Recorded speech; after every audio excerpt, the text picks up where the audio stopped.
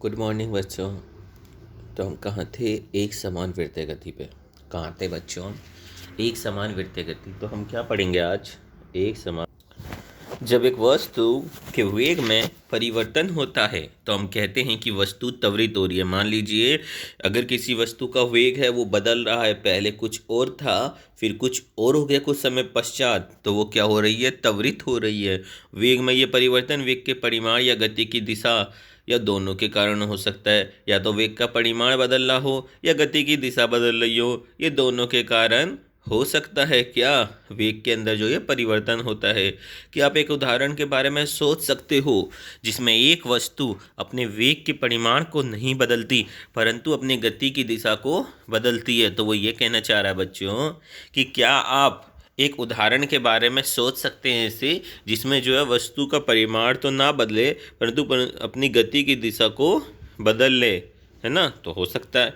किसी बंद पथ पर एक वस्तु की गति का उदाहरण लीजिए, जैसे कि चित्र 8.9 ए में दिखाया गया है। ये रहा आयताकार पथ। देखिए बहुत सारे पथ हैं।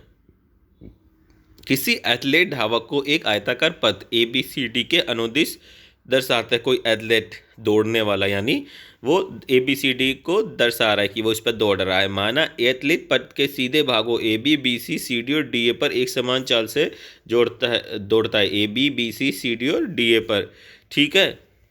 अपने आप को पथ पर बनाए रखने के लिए कोनों पर वह शीघ्रता से अपनी चाल बदलता है। कोनों जैसी कोने पे पूछता है वैसे अपनी चाल को बदल देता है जिससे कि उसका जो पथ है वो बरकरार बना रहे। आपने नहीं देखा जैसे हम भी अगर कैसे चौखंडे पे मतलब एक चौकोर टाइप में भाग रहे होते हैं बच्चों, तो हम एक जैसे नहीं, हम एकदम बदल देते हैं। क्या बदल देते हैं? अपनी चाल बदल देते हैं। जैसे हम सीधे सीधे भाग रहे हैं, मैं ऐसे मुड़ना है, मतलब मान लीजिए कि आप जो है नॉर्थ में भाग रहे हो, आपको साउथ में मुड़ना हो या ईस्ट में मुड़ना हो या वेस्ट में मुड़ना हो, तो आप क्या करोगे? अपनी चाल को बदल दोगे। ठीक है बच्चों। एक चक्कर पूरा करने में उसे कितनी बार अपनी गति की दिशा बदलनी पड़ेगी? यह स्पष्ट है कि आयताकार पथ पर एक चक्कर लगाने के दौरान उसे 4 बार अपनी गति की दिशा को बदलना होगा। ठीक है, 1 2 3 4 षटकोणीय पथ है।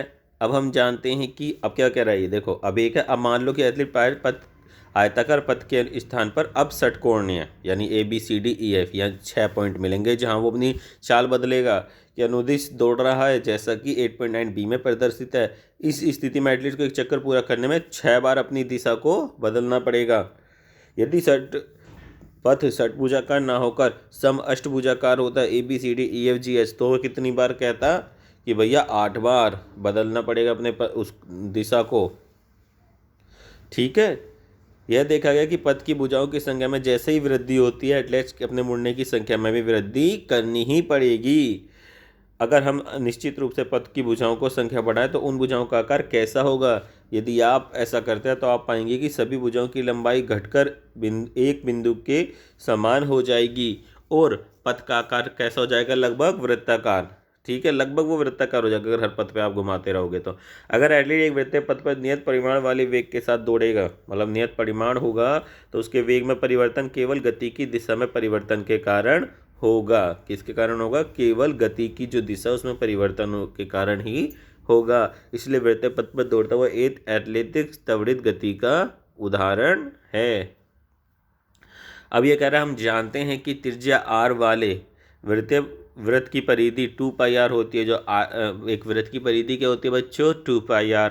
अगर एथलीट r त्रिज्या वाले वृत्तीय पथ का एक चक्कर लगाने में t सेकंड का समय लेता है तो वेग क्या होगा बच्चों? 2πr/t। जब एक वस्तु वृत्तीय रास्ते पर एक समान चाल से चलती है तो उसकी गति को एक समान वृत्तीय गति कहा जाता है।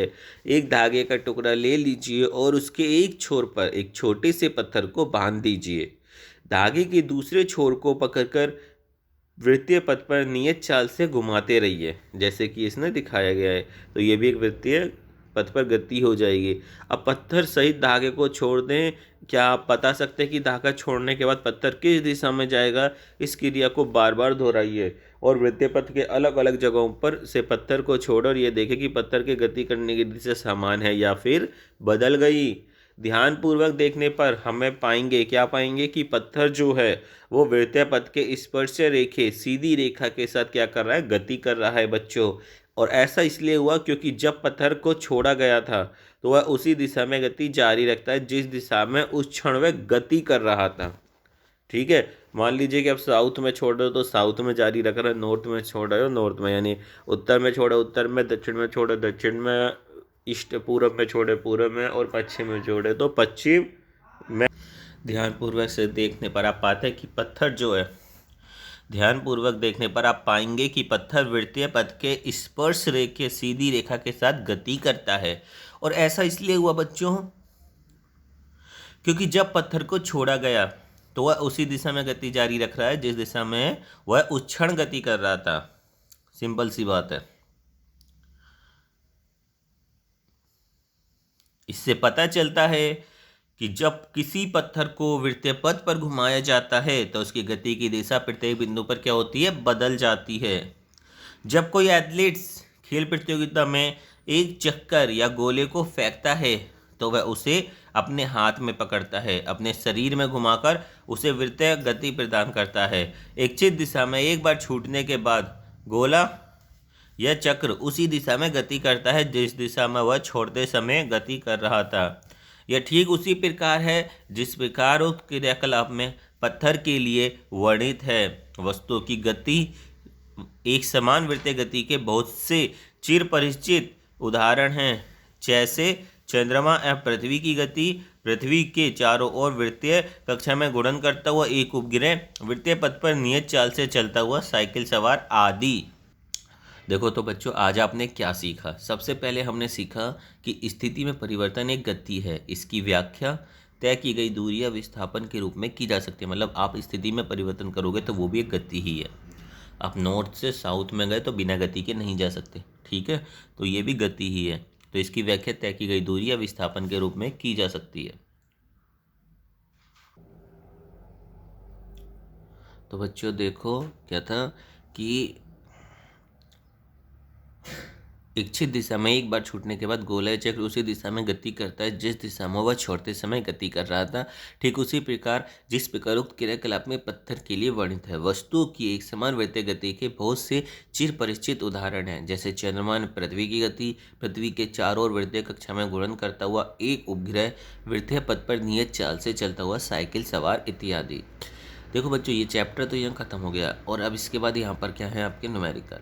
देखो बच्चों, इसमें जो न्यूमेरिकल हैं वो आपके कितने न्यूमेरिकल है, 10 न्यूमेरिकल हैं, ठीक है। उसमें से बच्चों आपको कोई 5 न्यूमेरिकल आज आपको करने हैं, ठीक है। और इसमें घबराने की कोई बात नहीं है, सब कोशिश करना, और अगर नहीं आता है तो मुझसे पूछिएगा आज ही, जो सा भी न्यूमेरिकल आपको नहीं आता फिर आप कोशिश कीजिएगा, फिर मैं निकाल के देखूँ, ठीक है। आज आप न्यूमेरिकल को ये मान लीजिए 10 बजे तक कोशिश कीजिए, रात को नहीं निकलता तो सुबह मैं देख लूँगा, लेकिन मुझे 10 बजे बता देना कि आपने 5 में से कितने निकाले कितने नहीं निकाले, ये जो अभ्यास है, ठीक है बच्चों। और ये साथ में क्या है, ये वृत्तीय गति जो ये दे रखा है ना, एक एथलीट्स की भी बिना करती, इसको बना लीजिएगा और उसके बारे में लिख दीजिएगा, और एक समान वृत्तीय गति के बारे में भी आप थोड़ा लिख दीजिएगा।